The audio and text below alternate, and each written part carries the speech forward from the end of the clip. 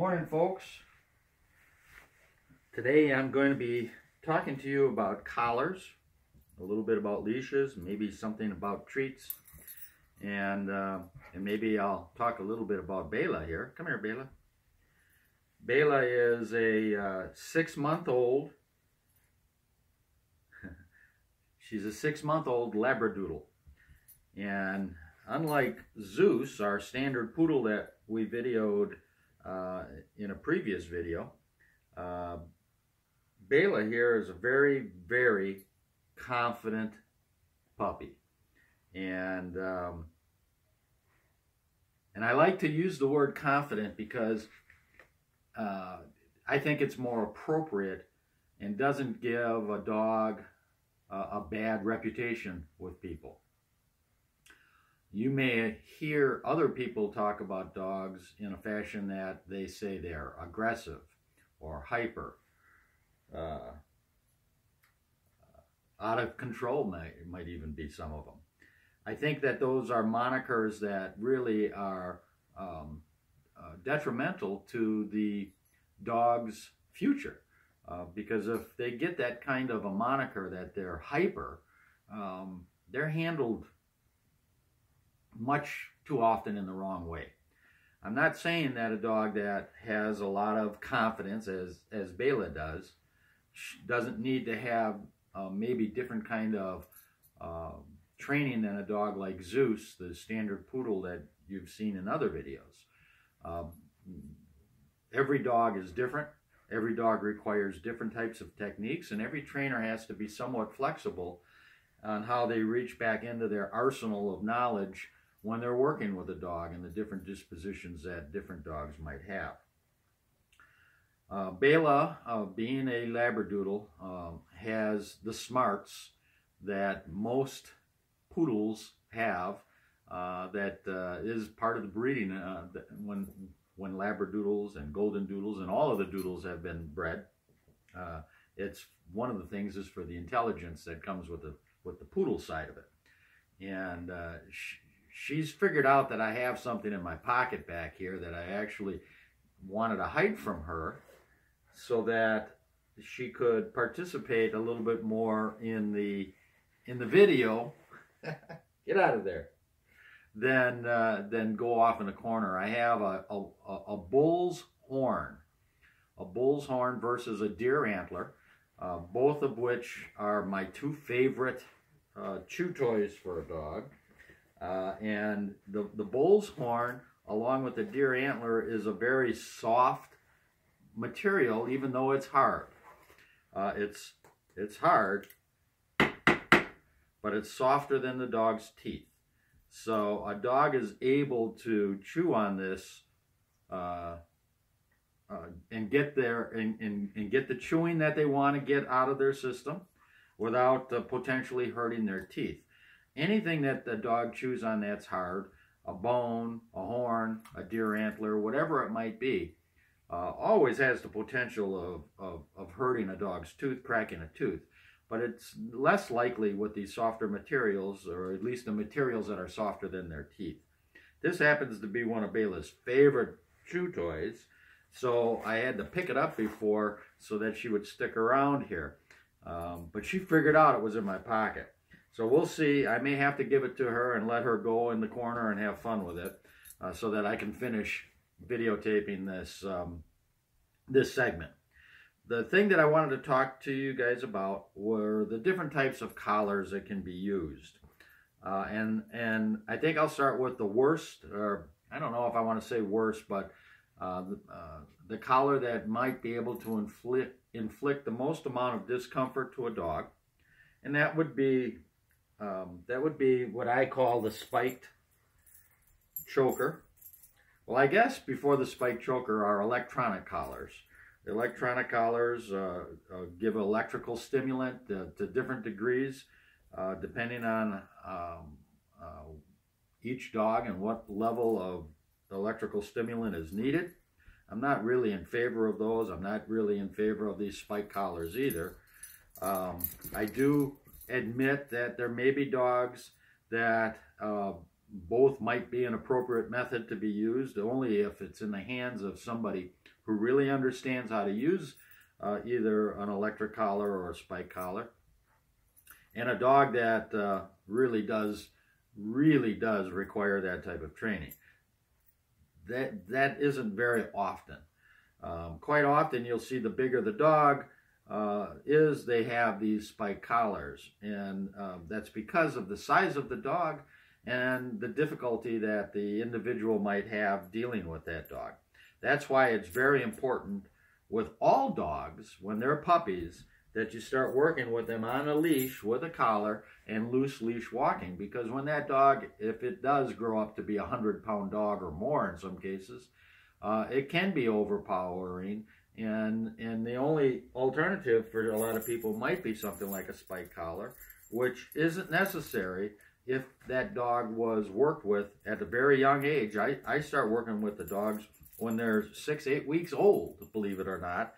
You don't get a whole lot out of them at that age, but you are starting to put in their mind certain types of thoughts that they understand.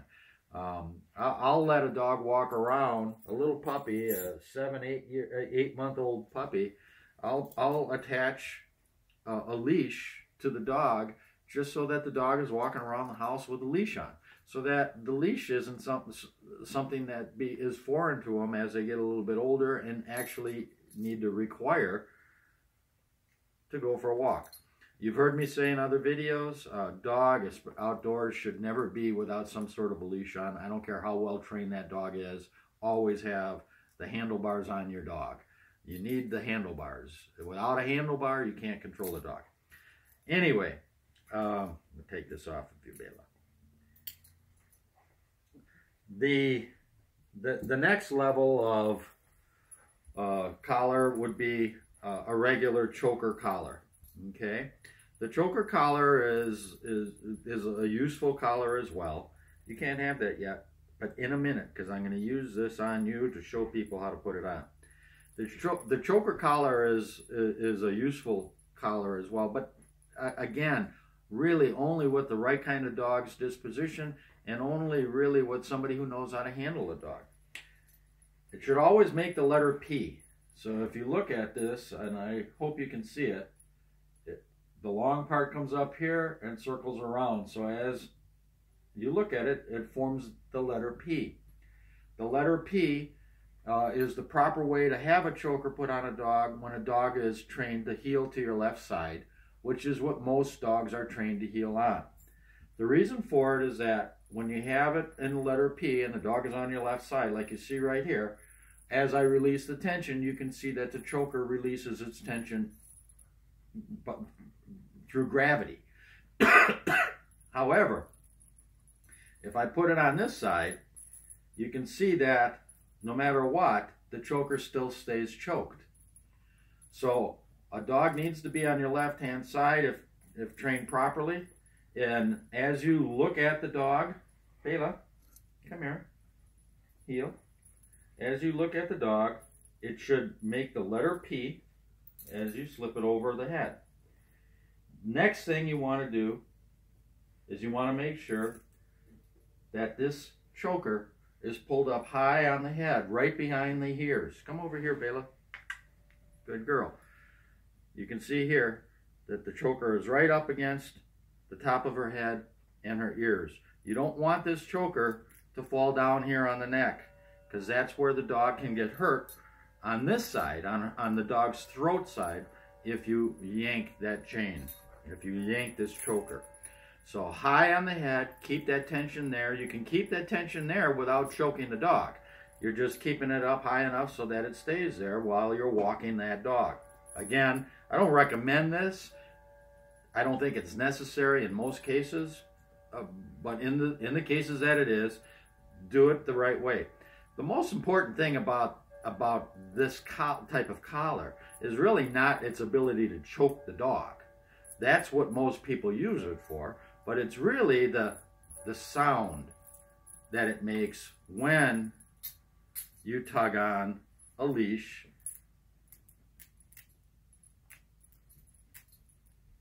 See how she's responding just to that sound. It's the sound that it makes that really gets their attention, more so than the tug. Obviously, the tug gets their attention.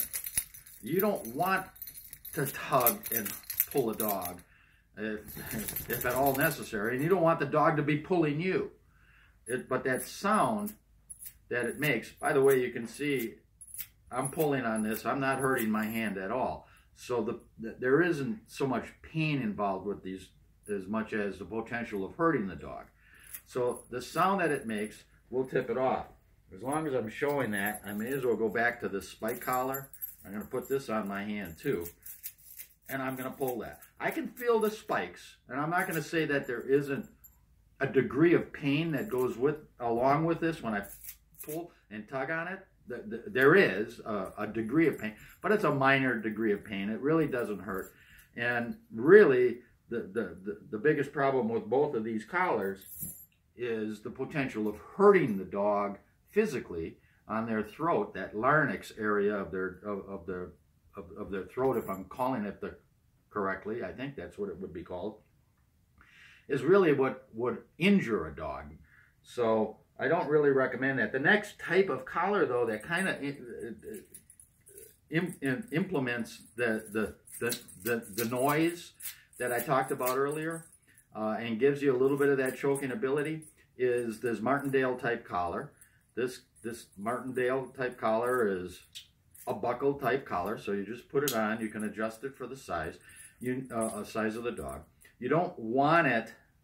You want it to be on a neck so that there's a little bit of a space here, so that when you're pulling it, it can't close completely and choke the dog. You want to give the dog a little bit of the idea that there's pressure there. My model here again. That there's pressure there, but it's really the sound that you're trying to get the attention of the dog. Some people have said that Bela is hyper.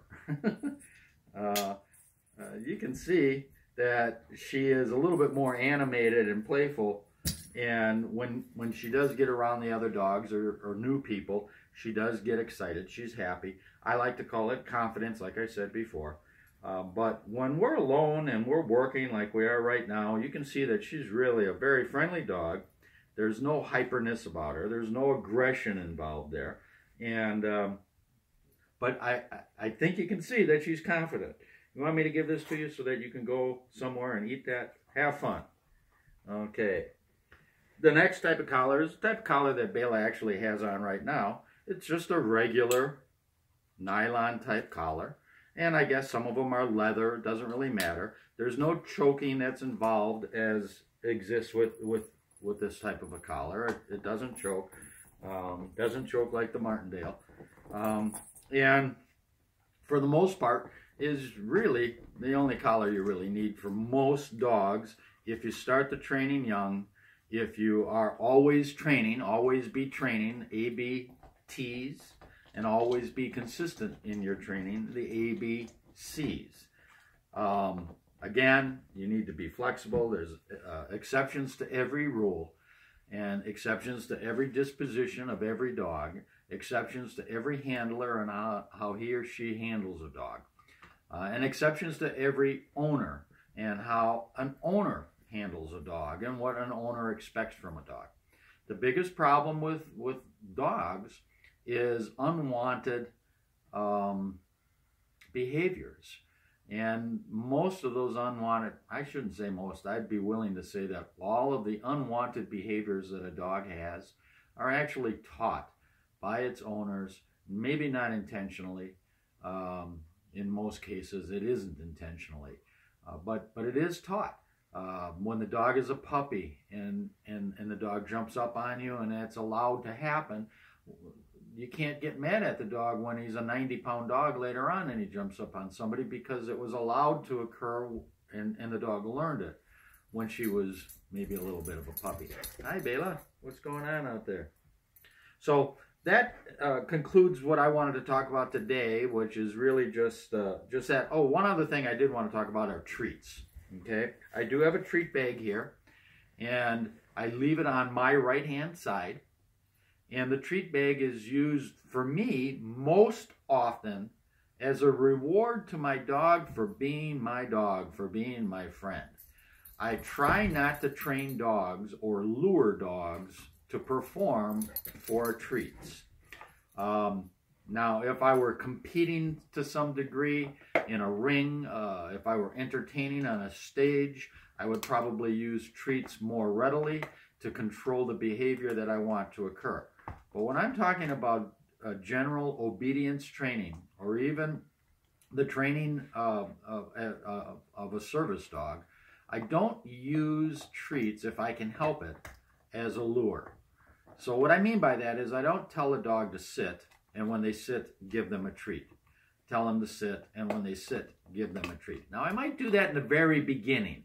When I first get the dog, whether it's a puppy that comes to me fresh, or an older dog that has got some bad behaviors that it's learned, I might use a treat as a lure in the very beginning, just to get the dog's attention so that the dog understands I have treats.